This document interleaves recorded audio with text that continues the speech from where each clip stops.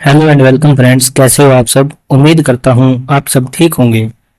दोस्तों, स्वागत है आपका आपके अपने YouTube channel Jio with geographer में। दोस्तों, आज हम क्लाइमेटोलॉजी का एक छोटा सा टॉपिक है वो करने वाले हैं, जो कि जलवायु और मौसम and difference between climatology and metrology. दोस्तों, आज हम इस टॉपिक के अंतर्गत जलवायु के बारे में और मौसम के बारे में विस्तार पूर्वक है वो पढ़ने वाले हैं, और ये देखने वाले हैं कि मेट्रोलॉजी और क्लाइमेटोलॉजी में क्या अंतर है। तो सबसे पहले थोड़ा सा इंट्रोडक्शन है वो देख लेते हैं। इस प्रस्तुति में हम जलवायु और मौसम के बीच के अंतर और उसके प्रभाव पर चर्चा करेंगे। जलवायु एक दीर्घकालीन पैटर्न है, जबकि मौसम तात्कालीन परिस्थितियों को दर्शाता है। हम इनके विभिन्न पहलुओं को इस वीडियो के माध्यम से वो समझेंगे। ठीक है दोस्तों, सबसे पहले हम देख लेते हैं कि जलवायु क्या है। जलवायु एक क्षेत्र में दीर्घकालीन औसत मौसम की स्थिति है। यह तापमान, वर्षा और अन्य जलवायु तत्वों का समावेश करती है। जलवायु का अध्ययन विज्ञान और भूगोल के महत्वपूर्ण पहलुओं में से एक है। ठीक है, इसमें वर्षा, तापमान, हिमपात या कई अन्य मैग्मा की स्थिति आदि को है वो शामिल किया जाता है। हम आमतौर पर किसी क्षेत्र की जलवायु को 30 वर्षों की अवधि के आधार पर परिभाषित है वो करते हैं। दोस्तों, जलवायु में किसी विशेष स्थान को प्रभावित करने वाले मौसम के कई दैनिक मान शामिल हैं। इसमें औसत और चरम मान यानी कि उच्चतम और निम्नतम मान, साथ ही एक विशिष्ट सीमा के भीतर मानों की आवृत्तियों को शामिल किया जाता है। उदाहरण के लिए, किसी स्थान पर तापमान कितनी बार 30 डिग्री सेल्सियस से अधिक होता है।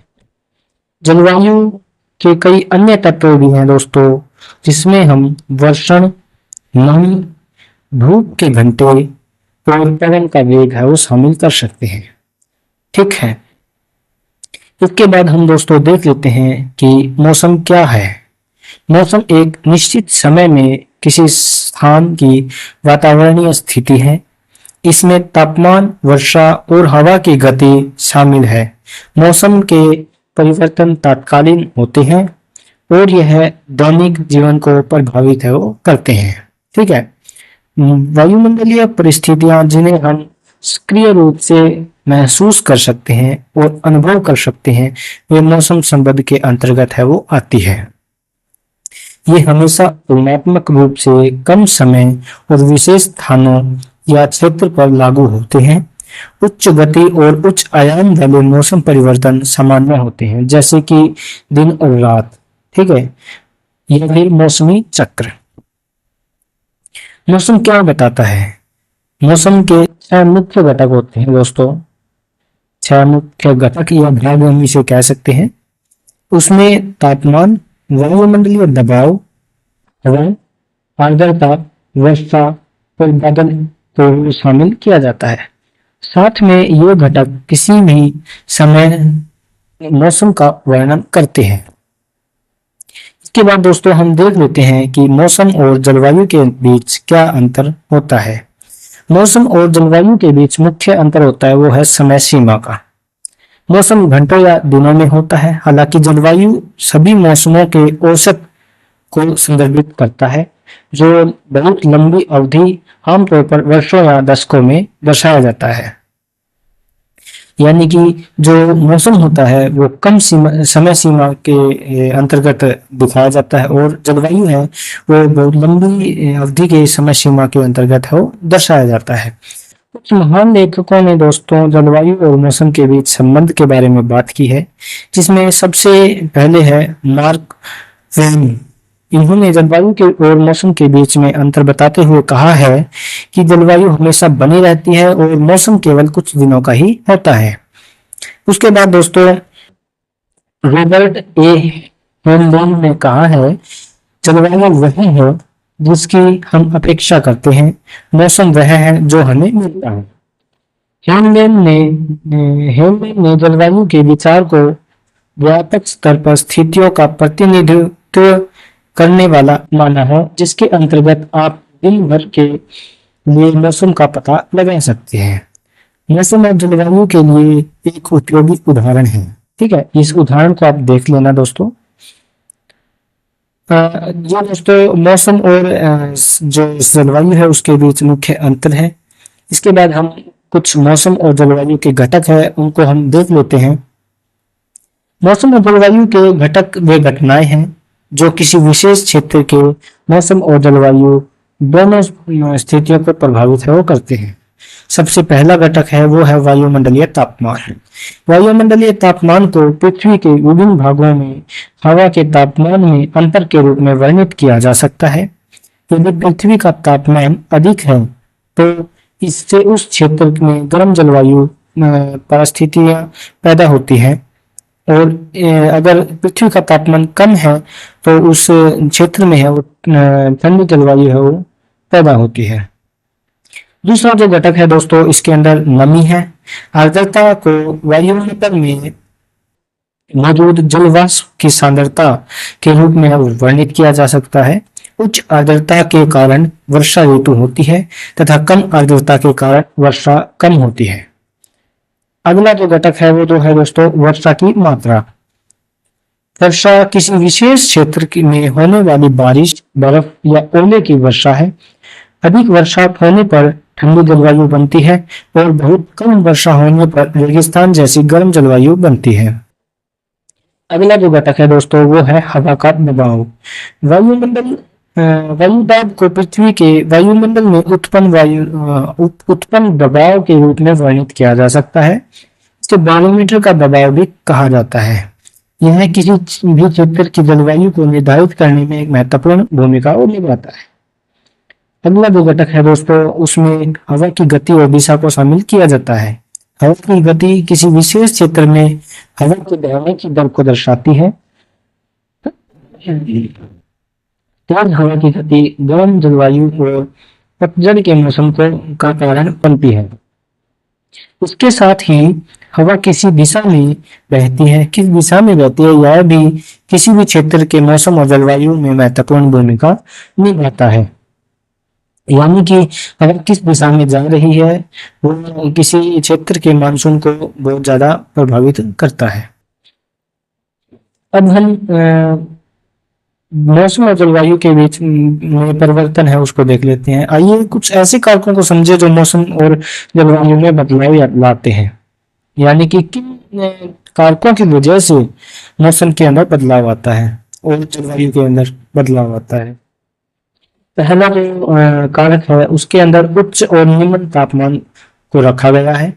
मौसम और जलवायु में होने वाले बदलाव के पीछे तापमान में उतार चढ़ाव सबसे अहम कारण है। रिपोर्टों के अनुसार सर्दी या ठंडे दिनों की तुलना में गर्मी या गर्म दिनों की आवृत्ति बढ़ गई है। इसके कारण पृथ्वी गर्म हो रही है और इस जलवायु धीरे धीरे गर्म होती जा रही है।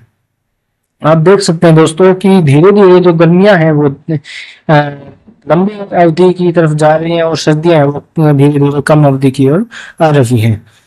अगला जो कारक है उसके अंदर ग्लोबल वार्मिंग को रखा जाता है। इससे आप बहुत अच्छे तरीके से रूबरू हैं। और जो अगला जो हमारा कारक है उसमें गर्म तरंगे हैं। अगला कारक में ओजोन परत की कमी और वनों की कटाई इत्यादि को रखा गया है। दोस्तों ये कुछ महत्वपूर्ण कारक है जिनके वजह से मौसम और जलवायु के परिवर्तन आता है, यानी कि इन कारकों का सहारा लेकर मौसम और जलवायु वो अपनी दशाओं में परिवर्तन लाती है। आगे हम बात करते हैं दोस्तों जो मौसम और जलवायु है उसका क्या प्रभाव देखने को मिलता है। जलवायु का प्रभाव पारिस्थितिकी, कृषि और जल संसाधनों आदि पर पड़ता है। जलवायु परिवर्तन से खाद्य सुरक्षा और जल की उपलब्धता पर गंभीर खतरा उत्पन्न होता है। मौसम का प्रभाव है दोस्तों दैनिक जीवन, योजनाओं, परिवहन, स्वास्थ्य आदि पर पड़ता है। अत्यधिक मौसम की स्थितियां मानव जीवन को प्रभावित करती है। ठीक है, आगे हम बात करते हैं भारत में जलवायु विविधता क्या है। भारत में जलवायु विविधता का तात्पर्य देश के विभिन्न क्षेत्रों में मौसम के पैटर्न, तापमान, वर्षा और अन्य जलवायु कारकों की महत्वपूर्ण भूमिका से है। ये विविधताएं विभिन्न भौगोलिक विशेषताओं से प्रभावित होती हैं, जिनमें हिमालय पर्वत श्रृंखला, तटीय मैदान, पठार और प्रमुख नदियां प्रणाली की उपस्थिति शामिल है।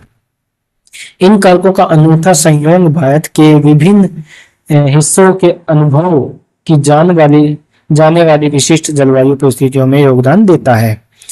भारत की जलवायु विविधता के कई कारणों से अत्यधिक महत्व रखती है।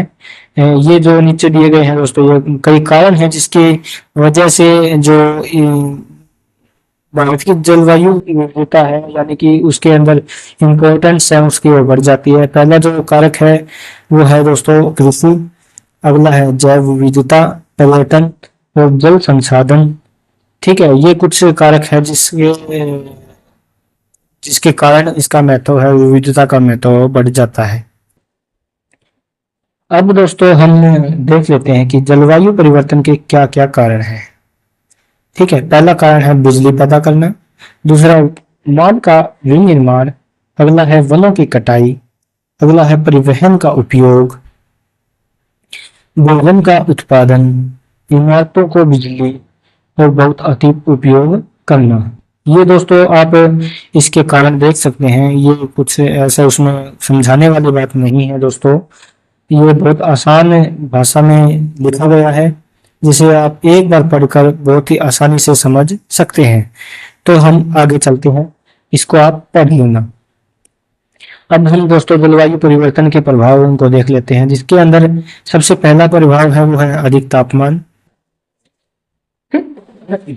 अगला है वो है अधिक भयंकर तूफान, सूखा और बाढ़, गर्म होता बढ़ता हुआ महासागर, प्रजातियों की हानि, पर्याप्त भोजन, अत्यधिक स्वास्थ्य जोखिम, गरीबी और विस्थापन आदि इसके अंदर शामिल किए गए हैं। इनको भी आप पढ़ लेना दोस्तों, और ये बहुत ही आसान भाषा के अंदर है वो लिखे गए हैं, जो आपको एक बार पढ़ने से ही समझ में आ जाएंगे। अब हम दोस्तों जलवायु विज्ञान यानी कि क्लाइमेटोलॉजी और मौसम विज्ञान यानी कि मेट्रोलॉजी के बीच में अंतर है उसको देख लेते हैं। जलवायु विज्ञान क्या है और मौसम विज्ञान क्या है। जलवायु विज्ञान जलवायु का वैज्ञानिक अध्ययन है जिसमें तापमान, वर्षा, हवा और अन्य वायुमंडलीय परिस्थितियों का दीर्घकालीन पैटर्न शामिल है।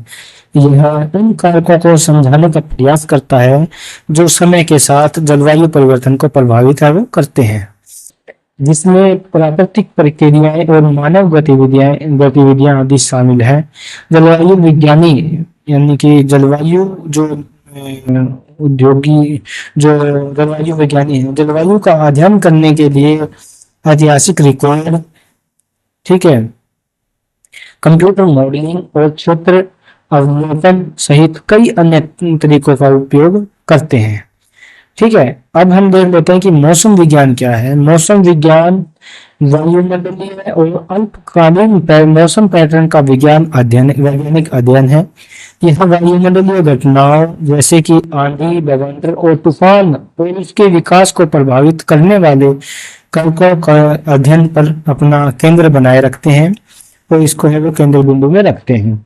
मौसम विज्ञानी वायुमंडल का अध्ययन करने के लिए विभिन्न प्रकार के उपकरणों का उपयोग करते हैं, जिसमें मौसम के गुब्बारे, उपग्रह, रडार और कंप्यूटर मॉडलिंग आदि शामिल है। इसके बाद दोस्तों जलवायु विज्ञान और मौसम विज्ञान के बीच मुख्य अंतरों में एक उसके अध्ययन की दोस्तों समय सीमा है। ठीक है, और उसके दूसरा जो अंतर है वो है उसके अध्ययन का दायरा। अब जलवायु विज्ञानी और मौसम विज्ञानियों द्वारा इस्तेमाल की जाने वाली विविध विधियों में भी भिन्नता पाई जाती है। अंत में जलवायु विज्ञान और मौसम विज्ञान के लक्ष्य अलग अलग होते हैं दोस्तों। ये कुछ मुख्य जो अंतर है उसको आप पढ़ लेना, इसके जलवायु विज्ञान और मौसम विज्ञान के अंतर बीच में क्या अंतर है। इसके बाद दोस्तों हम निष्कर्ष इसका देख लेते हैं जलवायु और मौसम दोनों का हमारे जीवन पर महत्वपूर्ण प्रभाव पड़ता है।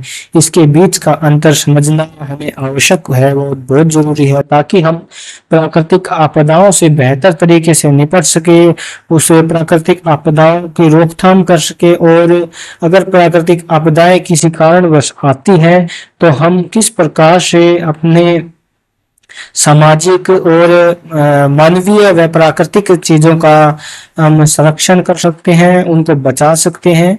ये हमें जब ये सब हम तभी कर सकते हैं जब हम मौसम और जलवायु को अच्छी तरह से समझ सकते हैं।